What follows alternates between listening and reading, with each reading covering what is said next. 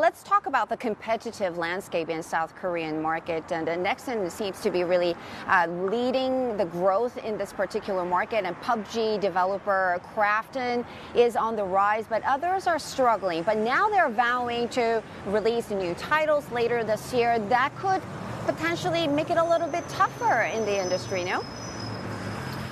Well, the Korean market for online games has always been possibly the most competitive market in the world. And that's because of its heritage. You know, really online games started in South Korea. So it's never not been a very competitive market. Our approach has always been to not worry too much about the competition and make the types of virtual worlds that we really want to play for years on end. And if we do that well, then we're going to find an audience. I think one of the things that does is it means that we sometimes step away from the big genres or the big sort of gameplay modes into something that we try to innovate and we try to do something new. And if we do that well, you know, sometimes you fall flat on your face, other times you end up in a very nice blue ocean. And that's the nature of innovation. That's what you have to do. So that's been our approach. I want to touch on some interesting collaboration idea that you recently announced, and we're talking about Parunson ENA, that is the production company in South Korea, the name behind Oscar winner Parasite, and you guys are going to be working on expanding IP and creating content together.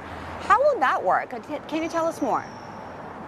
Well, we have several initiatives around film and TV. I think the way to think about how we do that is, again, you're talking about major franchises. A virtual world like MapleStory is one of the largest entertainment franchises in the world. And so as you think about franchise management, which is the lens in which we really think about our largest franchises, and you want to make the next 20 years bigger than the first 20 years, well, you're going to do two things. First of all, you're going to deepen the experience substantially within the game world. So we've got several initiatives about that. And then you want to you want to introduce more people to the franchise and to the game world and to the fiction and the lore behind it.